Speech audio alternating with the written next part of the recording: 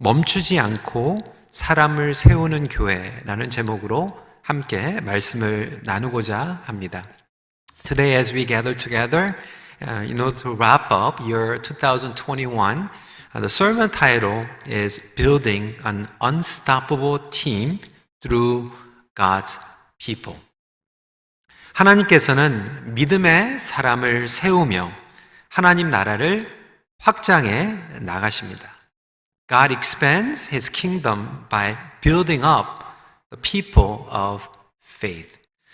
하나님의 교회는 이 팬데믹 가운데에서 그리고 뉴 노멀 시대를 이끌어 가야 하는 사명을 가지고 있습니다. 한 번도 가지 않은 길을 가고 있지만 건강한 교회는 더욱더 굳건히 사명을 감당하는 교회가 건강한 교회입니다. 역사를 보면 교회는 끊임없이 어려운 도전, 핍박, 문제들 가운데에서 복음의 사명을 감당해 왔습니다. 오히려 편해지면 나태해지는 경우들을 우리는 역사를 통해서 보게 됩니다. 미래도 마찬가지입니다. 주님의 재림이 가까울수록 오히려 교회는 더 어려운 환난을 통과해야만 합니다. 그렇다면 이 어려운 시기에 어떻게 하면 사명을 감당할 수 있을까요? 교회 역사를 보면 하나님의 믿음의 사람들을 세움으로 말미암아 멈추지 않고 하나님 나라의 사역을 감당했습니다. 오늘 본문에도 마지막은 이렇게 정리하고 있습니다. 7절이죠.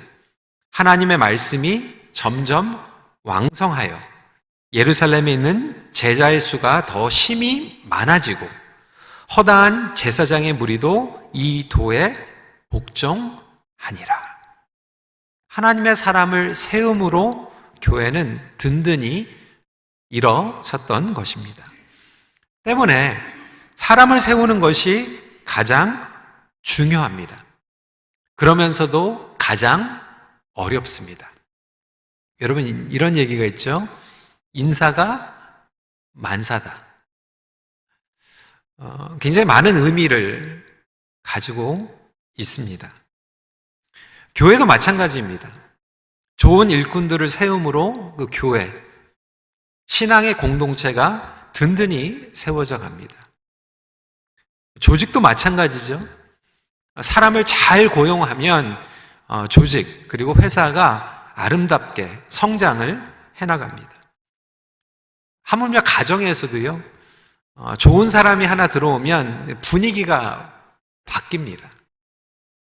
반면에 일꾼을 잘못 세워서 전체 공동체가 어려워지는 것을 보게 됩니다. 그렇다면 멈추지 않고 일꾼을 세워야 하는데 어떻게 세워야 할까? 오늘은 세 가지 요소에 대해서 함께 나누고자 합니다. 첫 번째로는 crisis, 두 번째로는 calling, 그리고 세 번째로는 chemistry입니다. 첫 번째 crisis입니다. 위기이죠. 위기를 영적으로 바라보는 사람입니다. 문제는 언제나 찾아옵니다. 위기는 늘 우리와 함께 있습니다. 교회도 문제, 위기를 경험하게 됩니다. 특별히 우리는 지금 팬데믹 가운데에서 위기 가운데 있죠. 지난주에 신문을 보니까요, 미국 교회 5곳 중에 한 곳은 18개월 이내에 문 닫을 위기에 처해 있다라는 그러한 통계가 나왔습니다. 여러분, 심각한 거 아닙니까? 기독교 국가라고 하는 이 미국에서도 팬데믹 가운데에서 5교회 중에 하나가 문 닫을 위기 가운데 있다. 한국 교회도 마찬가지입니다. 이 코로나 바이러스 방역 지침 가운데에서 계속해서 갈등과 마찰이 일어나고 있고, 심지어는 특정한 교회에서는 사회적인 이슈로까지 나오고 있습니다. 젊은 사람들 그리고 교회를 안 다니는 사람들에게 손가락질을 받고 있는 총체적인 위기를 맞고 있습니다. 이민교회도 마찬가지입니다. 제가 우리 노회장으로 섬기면서 작은 교회들, 렌트하는 교회들, 어려운 교회들 굉장히 많이 있습니다. 초대교회에도 마찬가지였죠. 외부적으로 핍박과 환란이 있었습니다.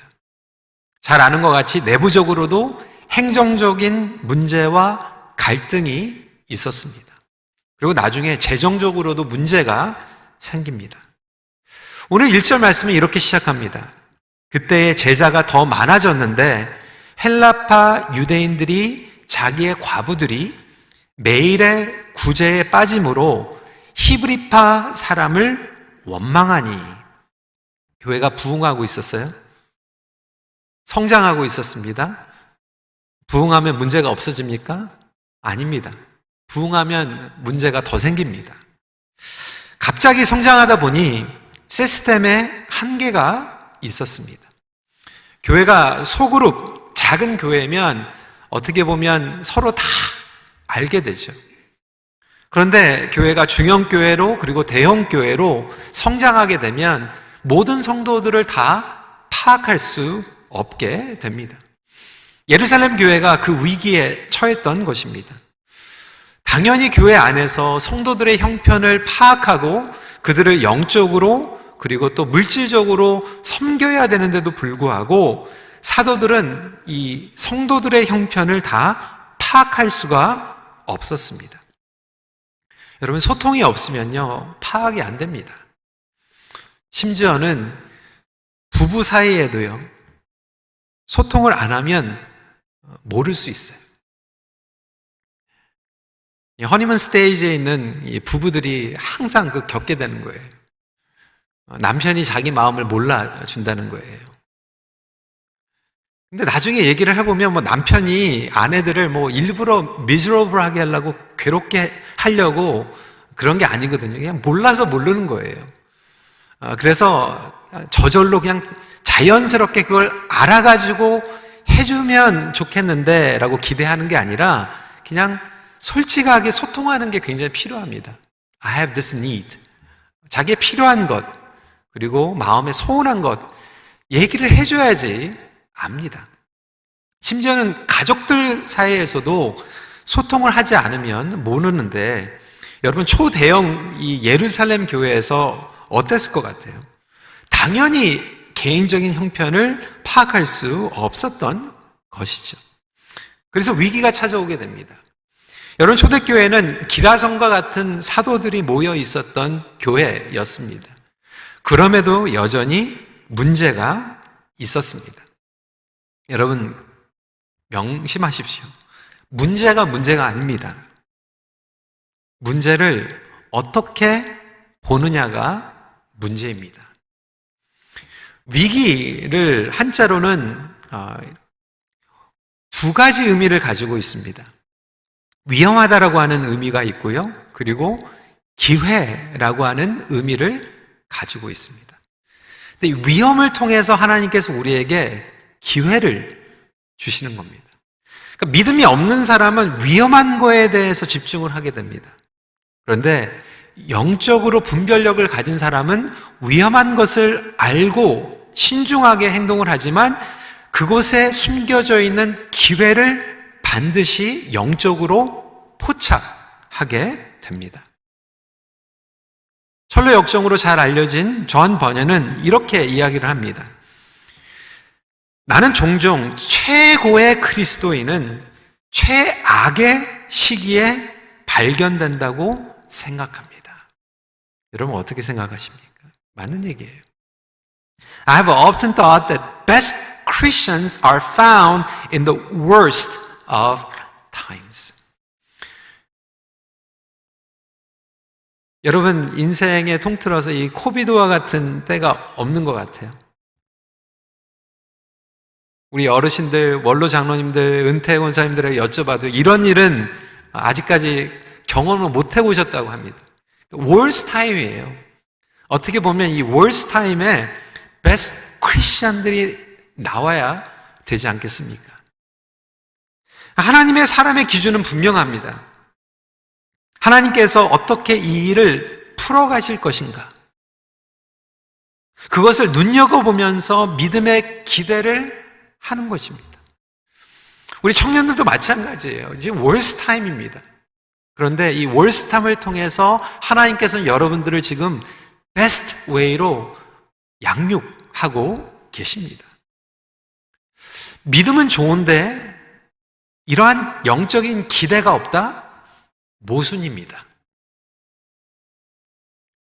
어떤 분들은 신앙생활을 열심히 합니다. 기도도 열심히 합니다. 그런데 문제만 생기면 와르르 무너집니다. 네거티브로 생각합니다. 그건 믿음이 아니에요. 그냥 종교 생활을 열심히 한 거예요. 하나님에 대한 기대가 없다면 그것은 믿음이 없는 거죠. 어떠한 사람이 위기를 영적으로 보고 반응할까요? 오늘 3절 말씀은 분명하게 이야기하고 있습니다. 형제들아, 너희 가운데에서 성령과 지혜가 충만하여 칭찬받는 사람 7을 택하라. 우리가 이 일을 그들에게 맡기고. 성령 충만하고 지혜가 충만한 사람들이 위험한 위기를 통해서 기회를 보게 됩니다.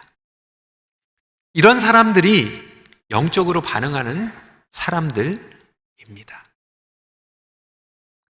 여러분, 교회에서도 마찬가지지만 가정에서도 마찬가지예요. 여러분들은 지금 이러한 월스 타임을 어떻게 영적으로 반응하고 계십니까?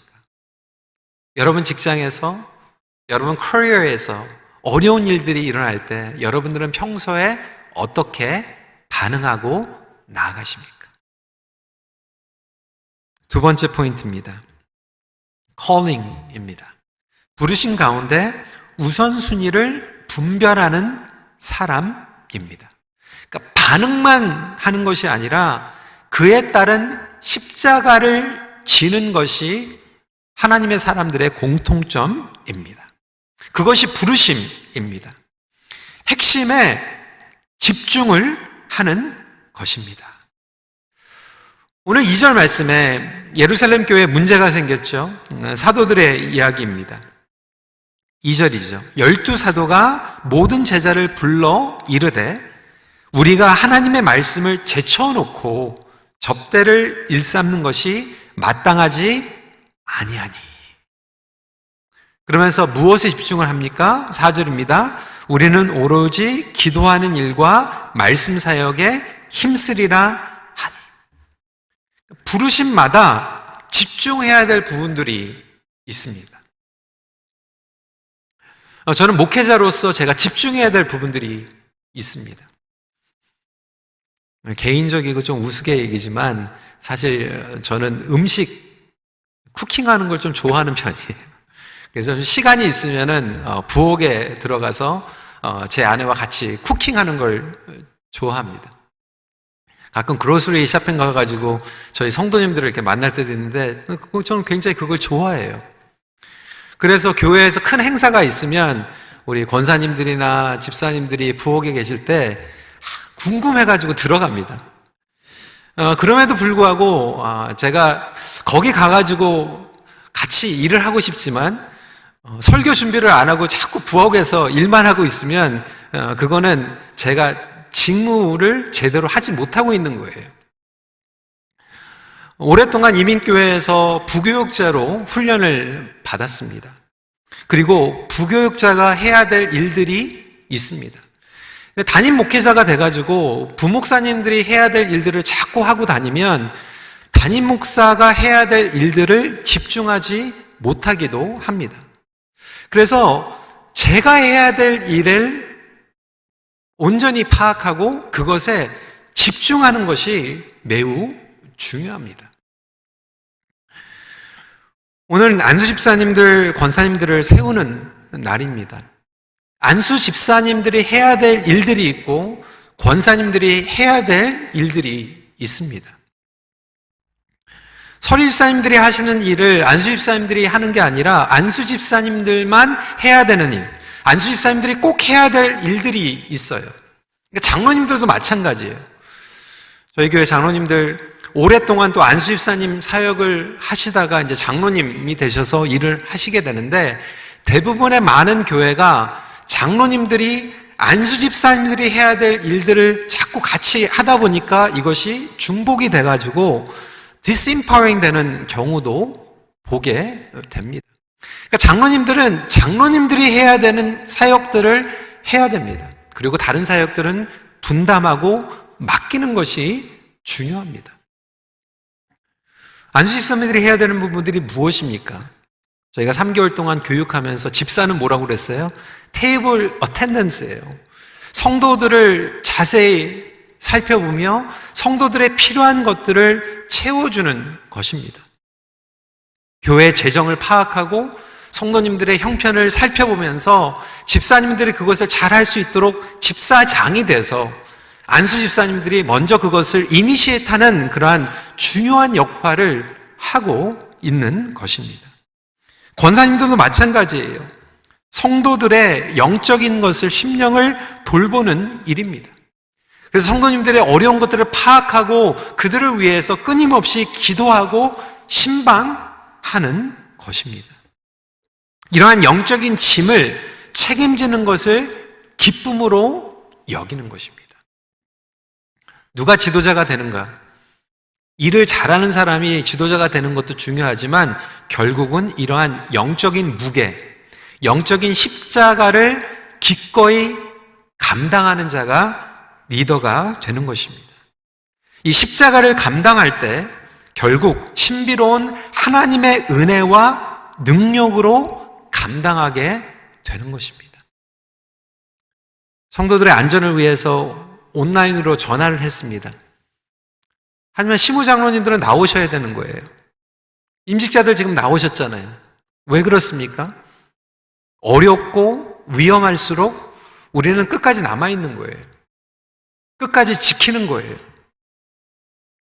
이 책임을 감당하고 싶지 않으면 사실 지도자의 직분을 받지 않는 것이 하나님 나라의 덕을, 그리고 성도들을 위해서 더 필요합니다. 문제가 일어났을 때 가장 먼저 도망가고, 여러분 그 IT에 그 이슈 난 거 보세요. 폭동 일어나니까 대통령이 먼저 도망가 버리잖아요. 그런 대통령 누가 따라가겠습니까?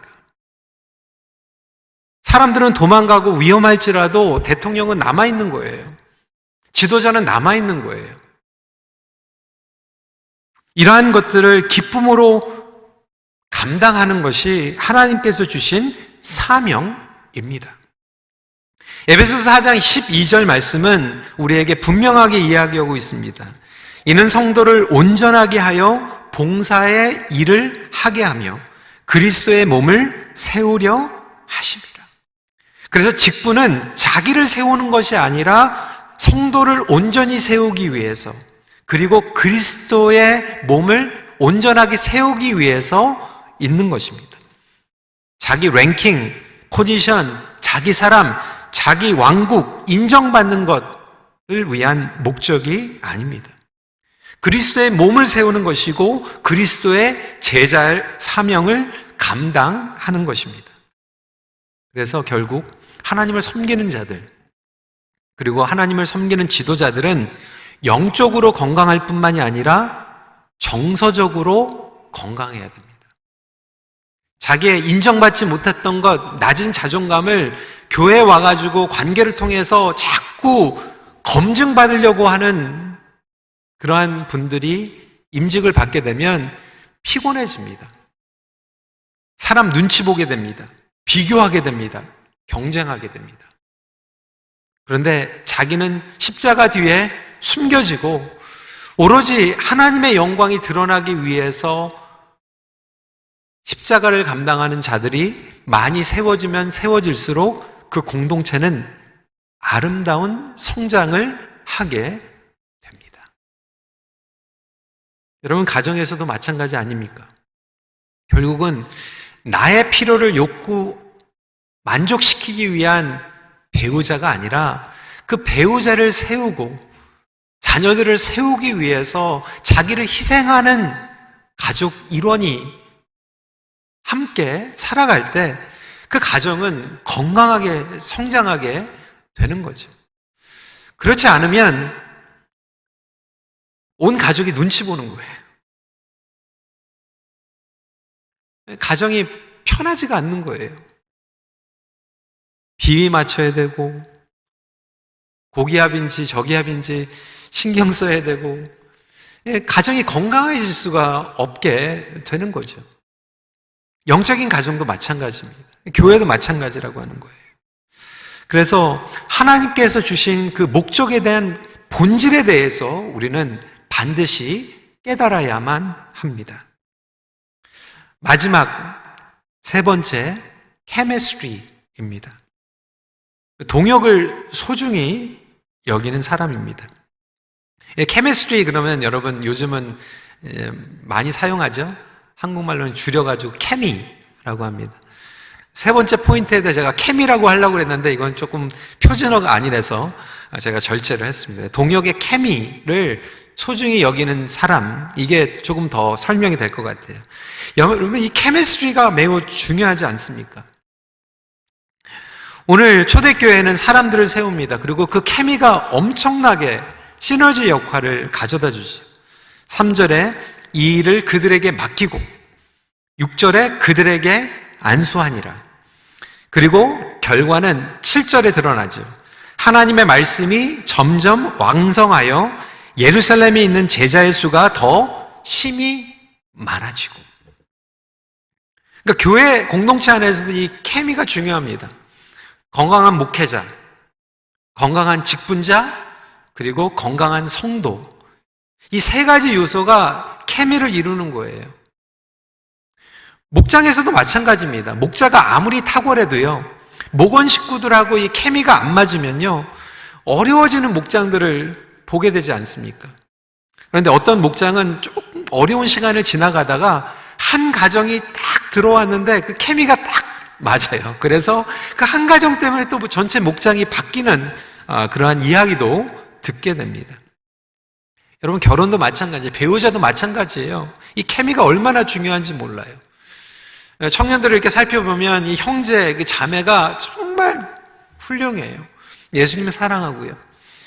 그런데 둘이 결혼을 하니까 어떤 커플은 이 케미가 너무나도 환상적인 거예요. Bring the best out of each other.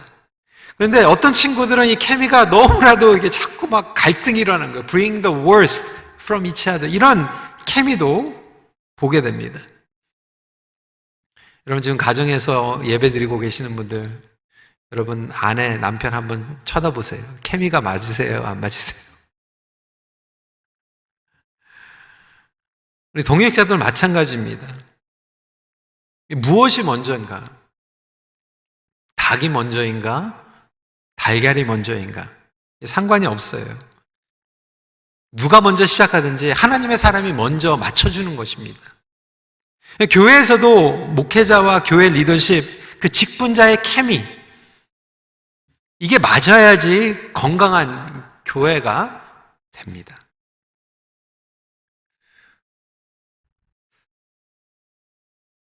때로는 특히 우리 한국교회에서는 굉장히 모든 것들이 한 사람에게 집중될 때가 많이 있어요.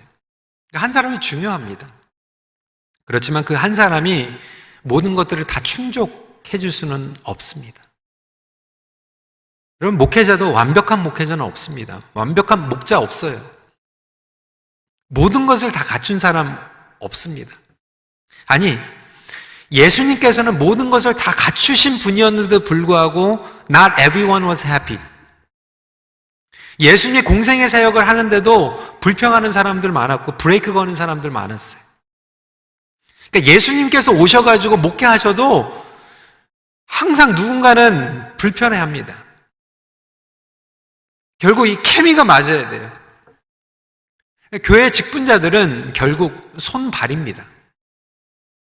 손발이 맞지 않으면 아무리 교회가 복음을 선포하고 진리를 수호한다고 해도 교회는 성장할 수 없습니다. 어려워질 수밖에 없습니다. 결국 교회 모든 직분자들 뿐만이 아니라 성도들이 그 부족한 부분들과 문제와 위기를 영적으로 바라보고 함께 그 손발을 맞춰갈 때 교회는 온전한 성장을 경험하게 됩니다.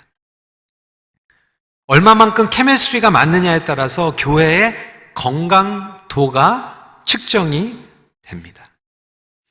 그래서 누누이 말씀을 드리지만 직분자가 되기 전에 먼저 예수 그리스도의 제자가 되어야 됩니다. 복음의 비밀을 깨닫고 예수님을 따라가는 자들이 직분자로 세워질 때, 여러분 어떤 경기도 마찬가지예요. 축구 경기, 농구 경기 다 보십시오. 혼자 잘하는 스타가 있다고 게임을 이길 수 있는 게 아니에요. 그 케미가 맞아야 되는 거예요. 일반적인 직장에서도 이런 얘기가 있지 않습니까? The right people at the right place.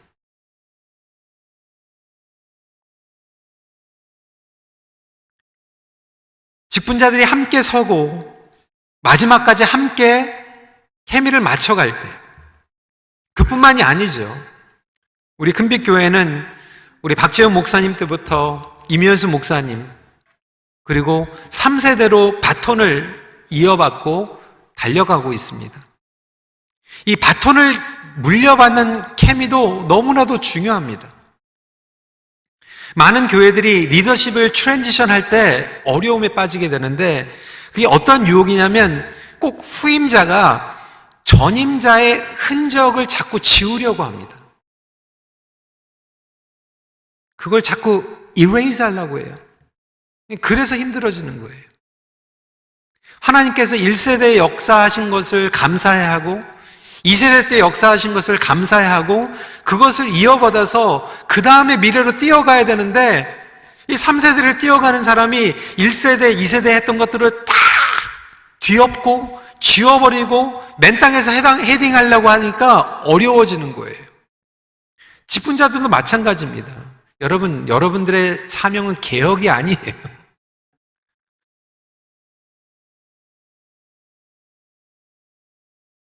저는 정치 얘기 잘 안 하지만 한국 그 뉴스를 보면 너무나도 안타까워요. 왜 이렇게 정당의 이름이 계속 바뀌는지, 뭐 이렇게 뒤집어 엎이는지. 그 흐름이라고 하는 게 있잖아요. 하나님께서 하신 그 역사의식이 있잖아요. 그러니까 그것을 하나님께서 하신 것으로 영적으로 보고 하나님께서 하신 일을 이어받으면 하나님께서 또 앞으로도 사용하시는 거거든요. 근데 자꾸 예전에는 하나님께서 안 계셨던 것처럼 생각하고 이제부터 시작이라고 생각합니다. 여러분, 그렇지 않아요.